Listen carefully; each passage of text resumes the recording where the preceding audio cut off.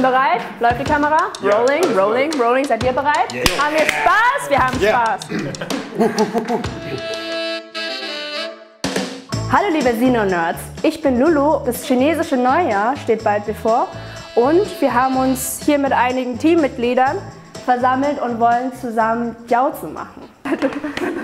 Wir machen heute zwei Füllungen. Einmal eine Füllung mit Fleisch, wir haben hier schon alles vorbereitet, und einmal eine vegetarische Füllung. Wir fangen erst mit dem Teig an, weil der muss nämlich noch ein bisschen ruhen. Und das Witzige ist, auf Deutsch heißt es den Teig ruhen lassen, auf Chinesisch heißt es Xingmian. Also da muss der Teig aufwachen. Das ist, ich packe erstmal ein bisschen Mehl in die Schüssel, lasse aber ein bisschen Mehl noch über, weil das brauchen wir danach zum Ausrollen. Dann lauwarmes Wasser. Also alles nach Gefühl. Ich gehe immer meist mit den Stäbchen zuerst ran, weil sonst hast du ganz klebrige Hände und überall hast du dann den Teig. Und der kann schon geknetet werden. Da würde ich das an jemanden von euch abgeben. Ja? Ich gern. Du gehst immer hier von außen nach innen und wenn du dann irgendwann noch etwas homogenere Masse hast, dann gehst du mit deinem ganzen Gewicht hier vom Arm, knetest du mit dieser Stelle. Okay, dann genau so. Das rein. So, während Jojo sich um den Teig kümmert, machen wir die erste Füllung, und zwar die Fleischfüllung. Da kommt dann auch noch Pak Choi rein, Frühlingszwiebeln und ein bisschen Gewürze. Der Pak Choi enthält sehr, sehr viel Wasser, deswegen muss er kurz blanchiert werden. Blanchieren heißt, dass du das ganz kurz in kochendes Wasser legst und für 1 Minute kurz kochen lässt, aber nicht zu lange, sonst wird der auch matschen. Wir brauchen ein bisschen Lauchzwiebeln, das würde ich dir geben. Okay. Gut, dann brauchen wir noch Ingwer und du kannst den Ingwer. Ja? Und jetzt mache ich mich hier ans Fleisch. Ich habe meine Mutter auch nach dem Rezept gefragt und sie meinte, du musst da Huajiao reintun. Und ich so, Huajiao? Okay, kein Problem. Dann war ich im Asiamarkt und dann dachte ich so, ja Mist, wie heißt denn Huajiao auf Deutsch? Ja, wie heißt der denn jetzt? Ich hab's vergessen. Sichuan-Pfeffer. Sichuan-Pfeffer, so einfach. Weil er normalerweise in der sichuanesischen Küche verwendet wird, in der Sichuan-Küche.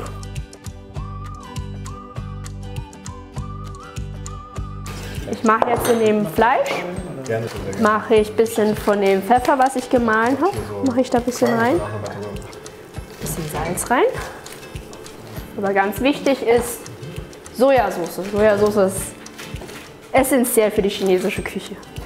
Also einen deftigen Schluck rein. Und dann noch ein bisschen Sesamöl.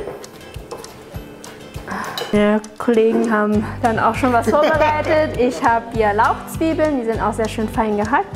Lewe hat den Pak Choi blanchiert, klein gehackt und kurz das Wasser noch rausgedrückt. Und das packen wir jetzt auch hier rein. Dankeschön. Caro hat sich an den Ingwer rangemacht und davon machen wir auch einiges rein. Ich mag den nicht Ingwer. Und jetzt wird gemixt. Der Trick beim Rühren, beim Fleischrühren ist, dass man sich für eine Richtung entscheidet. Schuss Wasser rein. Wasser. Es muss noch ein bisschen gerührt werden und das würde ich an Jojo weitergeben, weil du das schon geknetet hast. Und wir können nämlich schon mit der vegetarischen Variante weitermachen. Wir haben uns überlegt, dass wir eine Jiaozi-Füllung machen. Und ich habe wieder vergessen, was Jiaozi auf Deutsch heißt. Also Knoblauchschnittlauch. Knoblauchschnittlauch. Aber ich finde, Jiaozi ist deutlich einfacher. Der muss auch nochmal geschnitten werden, aber vorher auch gewaschen werden. Das würde ich dir geben. Jiaozi ist sehr, sehr intensiv. Deswegen, um diesen Geschmack noch ein bisschen zu neutralisieren, machen wir Tofu noch rein, wir machen Rührei rein und Morcheln. Ich benutze immer frischen Tofu, aber ich würde den desinfizieren. Deswegen würde ich den auch nochmal blanchieren. Auf Chinesisch heißt es Chao Icha. Tofu Chao Icha, Schucai Chao Icha.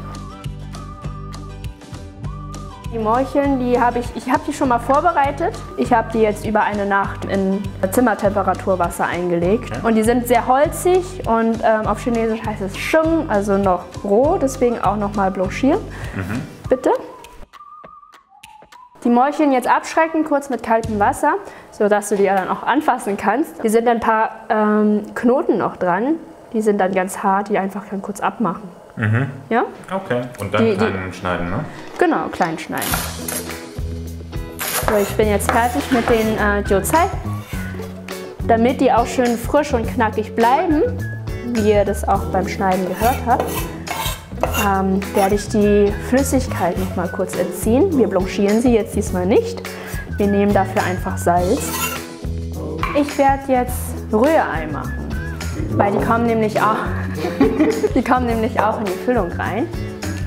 Naja, Eigelb. Wir haben hier 3 Eier und dann machen wir einen Schuss Milch rein. Schön Blasen reinschlagen. So, die Pfanne ist schon bereit. Die hat gut geheizt. So, das Öl wird jetzt schön benetzt an der Pfanne. Jetzt der Sound. Hört. Oh. Hört ihr das? Aber das wäre bestimmt nicht so schlimm, das jetzt einfach umzudrehen, oder? Oder willst du es nicht umdrehen? Oder? Ich möchte es schon umdrehen, aber ich verkacke es sicher. Komm. Ja. Dann lieber nicht.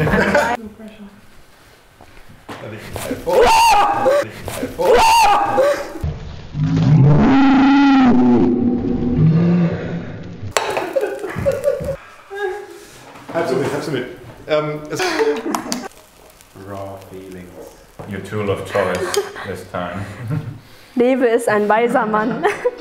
Das Ei ist jetzt schön abgekühlt. Das rollen wir jetzt. Rolling. Und das machen wir auch schön in Würfeln.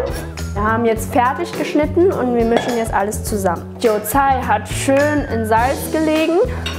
Bleibt auch schön knackig. Das tun wir hier in die Schüssel rein. Number 1. So, dazu machen wir den Tofu, den wir gerade auch klein geschnitten haben. Dann hat Lewe auch die Morcheln schön klein gemacht. Dann packen wir das Ei noch rein.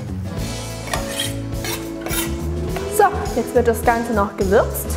Wir nehmen die Essenz in der chinesischen Küche. Sojasauce. Ein Schluck. Ein bisschen von dem Sichuan-Pfeffer, was schon gemahlen wurde. Dann von dem Ingwer. So, und jetzt wird gemixt. Ich glaube, es...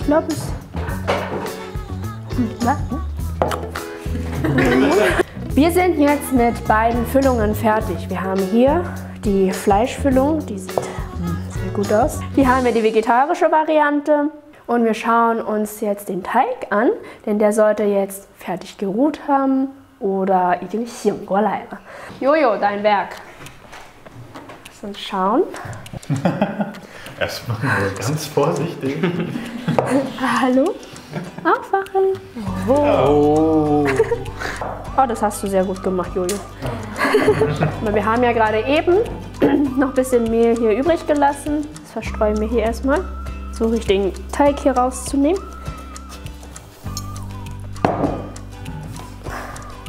Guck mal, wie glatt es hier ist. Wie ein gepuderter Baby. Und hier wie ein Katzenarm. Charmant. Da. Ja. Du verstehst, was ich meine, ne? Ich zeige euch jetzt, wie man die Teige ausrollt, den Teig ausrollt und wie man den auch füllt. Das kneten wir zu einer langen Wurst. Genau, am besten auch zudecken, damit die Feuchtigkeit nicht entweicht. So, jetzt mache ich die Kieze, also die kleinen Knötchen. Teigstücke. Teiglinge. Wichtig ist zu beachten, denn die Teiglinge oder der Teig sollte möglichst gleichmäßig groß sein. Man schneidet ab und dann dreht man das und schneidet wieder. Steuern wir noch ein bisschen mit Mehl. Und dadurch, dass man immer gedreht hat und geschnitten hat, drehen und schneiden, hat man dann hier gleichmäßig eine Form. Wenn man die drückt, dann ist es schon automatisch rund. Na, da könnt ihr mir auch helfen zu drücken. Nämlich eine Vorarbeit. Jetzt nehmen wir ein Ganmianzhang. Wie heißt es auf Deutsch? Nudelholz. Was falsch gemacht wird, ist, man legt es hin und rollt. Das macht man nicht, das machen wir nicht, weil da gibt es nämlich eine wichtige Regel. Wir haben hier einen von den Talern und wir rollen von außen nach innen und drehen außen mit der Hand, mit den Fingern. Wir gehen immer zur Hälfte und drehen dabei mit den Fingern den Teig. Und jetzt seht ihr auch, dass hier in der Mitte so ein kleiner Knubbel ist. Der soll nämlich da sein, weil wir machen später nämlich den Teig hier rein und es soll den Teig nämlich auch halten. So, wir haben jetzt hier ein Plättchen und jetzt zeige ich euch, wie man die Füllung am besten reinmacht und wie man die Jiaozi faltet. Und dann haben wir hier diese Löffel vorbereitet, weil die kannst du nämlich auch schön so portionieren, dass du so einen kleinen Teelöffel hier dann in die Mitte tust. Dann auch schön so hindrückst. So, wir klappen erst in der Mitte zusammen, fest. Danach haben wir hier 2 Taschen, links und rechts. Wir nehmen die eine Tasche in der Mitte, klappen das nach innen, drücken fest. Jetzt haben wir hier noch eine weitere Tasche und drücken dann die immer nach innen bis zur Mitte fest. So, das ist die eine Seite, ihr legt das auf die andere Hand, macht das gleiche auf diese Seite auch. Ihr nehmt die Mitte, drückt es an dieser Lasche fest und das, was übersteht, Wird auch mit reingedrückt. mit reingedrückt zur Mitte hin. Und jetzt seht ihr schön, dass es auch so eine Rundung hat. Ja, let's do it! Let's go! Nice. Groß.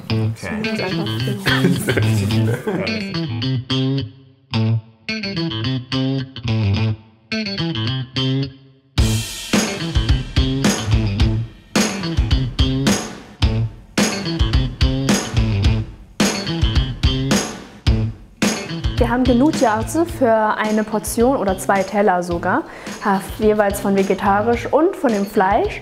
Und unser Wasser kocht hier auch schon schön, das ist nämlich sehr gut. Und dann können wir die Jiaozi nämlich auch schon reinmachen. So, ich habe jetzt die Jiaozi hier reingefüllt und ganz wichtig ist, dass wir hier rumrühren und vorsichtig. Nice and softly. Wir merken uns, wenn das Wasser blubbert, können wir die Jiaozi reinmachen. Und wenn wir die Jiaozi drin haben, dann schön rühren, damit es nicht unten klebt. Jetzt gibt es beim Kochen nämlich auch eine Regel. Und wenn es einmal aufschwappt, kurz mit Wasser ablöschen. Und das muss 3-mal passieren und beim 3. Mal sind die Jiaozi al dente. Und weil wir so viele sind, kann man während dem Kochen nämlich hier noch gleichzeitig Jiaozi vorbereiten, damit es auch einen schönen Flow hat. Wenn die fertig sind, dann kann man nämlich auch davon naschen. Und das sind die besten Jiaozi, die nennen sich Shouzhuajiao. Mit der Hand gegriffenen. Oder ja, mit der Hand gegriffenen, nach den so Nasch-Jiaozi an sich. Ziemlich gut. Ziemlich geil. So, Nice. das ist einmal aufgeschwappt. Jetzt löschen wir das kurz. Der ist kalt. Nochmal, das war das 2. Mal. Das kocht. So, das kocht jetzt das 3. Mal auf. Ich lösche es noch mit Wasser, damit ich mich nicht verbrenne, wenn ich die jetzt raushole. Schön vorsichtig.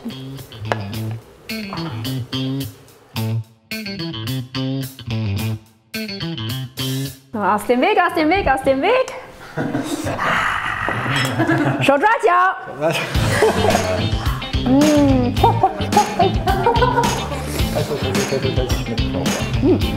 Jetzt bitte noch alles raus. Wo ist denn gerade nur ein Blatt? Kamera läuft. Ja, jetzt komme ich auch mal nach vorne. Ich stand die ganze Zeit da, hinter der Kamera. Ich will auch ein Shouzhuajiao, hallo? Shouzhuajiao! Shouzhuajiao! Wow. Geil, ich wollte nur sagen, vielen Dank fürs Zuschauen. Ich hoffe, euch hat dieses Rezept gefallen. Ruft eure Freunde, trefft euch bei euch zu Hause und kocht Jiaozi. Unbedingt gemeinsam. Jiaozi machen ist ein Teamsport. Das ist unser Sino-Nerds-Motto für das neue Jahr. Welches Tier haben wir? Hund. Das wusste ich wollte euch natürlich testen. Vielen Dank fürs Zuschauen. Xinyan Kuai-le! Xinyan Kuai-le! Hat Spaß gemacht!